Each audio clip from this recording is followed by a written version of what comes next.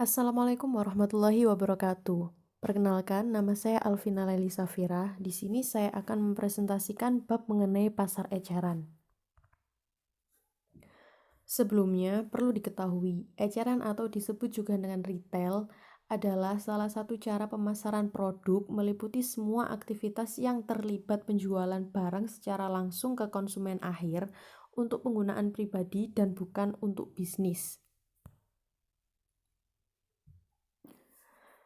Perlu kita ketahui juga, pasar eceran atau pasar retail di Indonesia merupakan pasar besar dengan jumlah penduduk pada awal tahun 2004 sekitar 215 juta jiwa.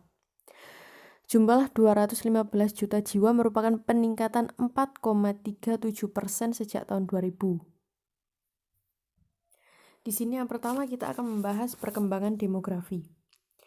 Perkembangan demografi merupakan titik awal dalam mengamati potensi pasar retail dari jumlah penduduk dan karakteristiknya seperti berapa jiwa tinggal di wilayah mana dapat diteruskan untuk mempelajari segmentasi berdasarkan kelompok usia, kelas sosial, dan gaya hidup. Selain itu, dari data jumlah pendudukan dapat diketahui banyaknya keluarga di suatu wilayah.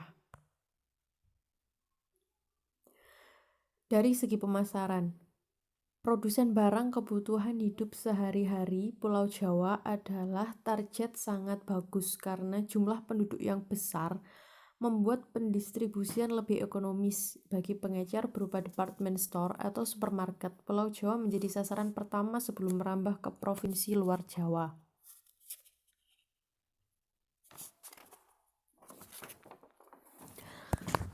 Untuk tujuan studi pasar, jika perusahaan ingin mengambil hanya 5 kota, biasanya diambil dari Pulau Jawa, yaitu Jakarta, Bandung, dan Surabaya, dan 2 diambil dari luar Jawa, yaitu Medan dan Makassar. Selanjutnya ada potensi omset bisnis retail. Jumlah penduduk yang besar membutuhkan barang dan jasa dalam jumlah besar juga. Mereka memerlukan barang dan jasa untuk kebutuhan pribadi dan untuk kebutuhan rumah tangga. Untuk kebutuhan pribadi, sebuah contoh diberikan di sini. Misalkan, untuk makanan utama berupa beras dapat dihitung berapa juta ton per tahun untuk seluruh penduduk Indonesia. Jika per orang memerlukan 5 beras 5 kilo per bulan, itu sama dengan 60 kilo per tahun. Selanjutnya, diasumsikan yang memerlukan beras sebanyak 95% penduduk. Untuk kemudahan contoh, 5% penduduk diasumsikan bayi usia beberapa hari hingga 2,5 tahun yang belum sepenuhnya makan nasi. Maka, total kebutuhan beras per tahun secara garis besar adalah 215 juta dikali 95% kilogram. Sama dengan ketemunya adalah 12,2 juta ton. Jika harga rata-rata beras sebesar Rp2.500 per kilo dan hanya 85% dari 12,2 juta ton yang dibeli, diasumsikan sisanya menyimpan hasil panen sendiri atau menyantap makanan non-beras. Potensi penjualan beras nasional adalah sebesar Rp25,9 triliun.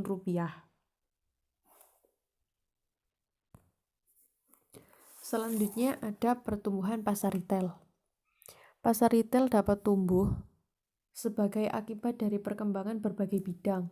Pasar retail yang tumbuh secara nasional tidak saja menguntungkan peritel besar atau produsen barang retail, melainkan juga para peritel kecil yang melayani masyarakat setempat. Bidang pertama yang memenuhi pertumbuhan pasar retail adalah perkembangan demografi. Jumlah penduduk yang bertambah menyebabkan semua barang dan jasa meningkat.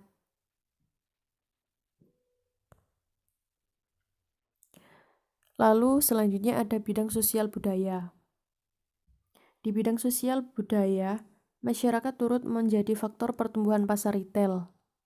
Masyarakat yang semakin aktif dalam kehidupan sosial akan meningkatkan aktivitas pengadaan barang dan jasa guna memfasilitasi kegiatan mereka. Seperti misalnya kebiasaan dugem atau dunia gemerlap. Sebagai contoh, pola kehidupan sosial melahirkan banyaknya fasilitas hiburan termasuk restoran. Selanjutnya ada budaya.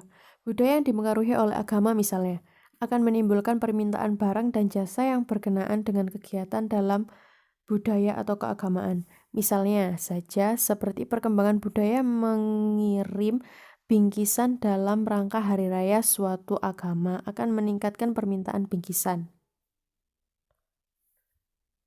Selanjutnya ada kemajuan teknologi. Kemajuan teknologi juga memberikan kesempatan kepada produsen untuk menawarkan produk baru yang lebih memikat.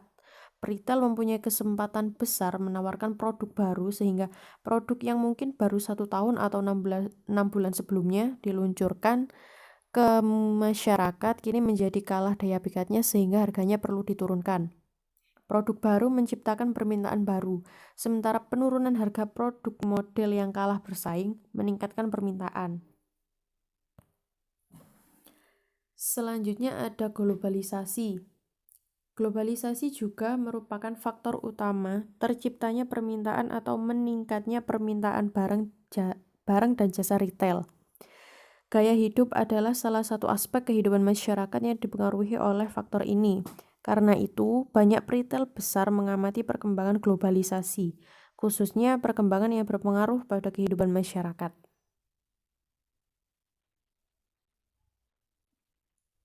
Selanjutnya ada infrastruktur juga. Infrastruktur yang berkembang akan memperbesar kesempatan tumbuhnya pasar retail. Pulau Jawa sebagai pulau besar dengan penduduk terbanyak memiliki infrastruktur yang lebih baik daripada infrastruktur di pulau-pulau lain.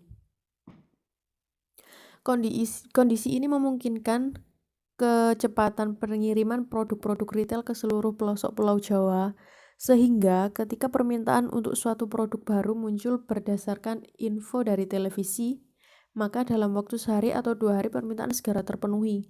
Infrastruktur di pulau atau daerah lain bervariasi kelengkapan dan kondisinya.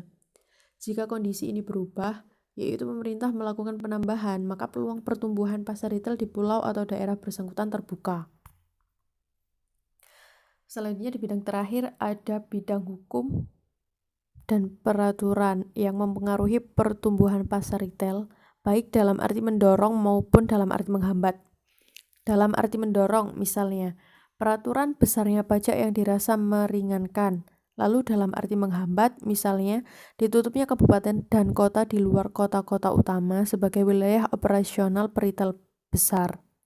Selanjutnya adalah belanja di gerai tradisional dan gerai modern. Penduduk Indonesia sebagai penduduk kelima terbanyak di dunia setelah Cina, India, Amerika Serikat, dan Rusia. Dengan kondisi perekonomian mayoritas rumah tangga menengah ke bawah tersebar di lebih dari 30 provinsi di berbagai pulau. Kondisi ini ditambah faktor kekuatan ekonomi daerah yang kebanyakan rendah membuat gerai-gerai tradisional sebagai tempat berbelanja yang paling cocok. Pasar retail Indonesia pada tahun 2003 diperebutkan oleh pengajar modern dan pengajar tradisional yang menurut perkembangan pangsanya adalah seperti berikut ini. Jenis bisnis retailnya seperti hypermarket atau supermarket. Pada tahun 2000 sebesar 16,7%, lalu pada 2001 hingga 2003 menjadi 20,5% mengalami kenaikan dari tahun 2000. Lalu pada 2002 mengalami penurunan menjadi 20,2%, begitu juga dengan di tahun 2003 menjadi kenaikan lagi 21,1%. Di minimarket tahun 2000 sebesar 3,4%, 2001 menjadi 4,6% mengalami kenaikan, begitu juga pada tahun 2002 dan 2003 terus mengalami kenaikan hingga sebesar 5,1%. Sedangkan pasar tradisional di tahun 2000 sebesar 79,8%. Di tahun 2001 menurun menjadi 74,9%. Di 2002 dan 2003 mengalami penurunan hingga menjadi 73,8%.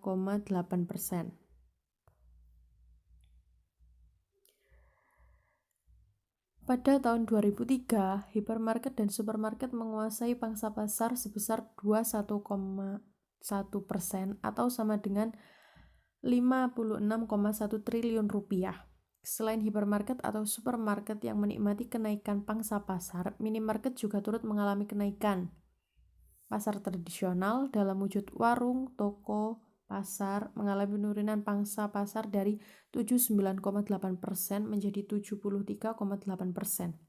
Meskipun dalam nilai omset menunjukkan kenaikan dari 145,5 triliun rupiah menjadi 196,3 triliun rupiah. Gerai modern mencakup hipermarket, supermarket, department store, minimarket, dan minimart. Sementara gerai tradisional mencakup pasar, toko, dan warung. Selain gerai modern dan yang bersifat tunggal, terdapat kumpulan gerai dalam satu area yang biasa disebut sebagai pusat perbelanjaan atau pusat belanja. Pusat belanja terbanyak berada di Jakarta. Pada tahun 2004 terdapat 39 izin untuk pembangunan pusat belanja di Jakarta. Sekian presentasi dari saya. Wassalamualaikum warahmatullahi wabarakatuh.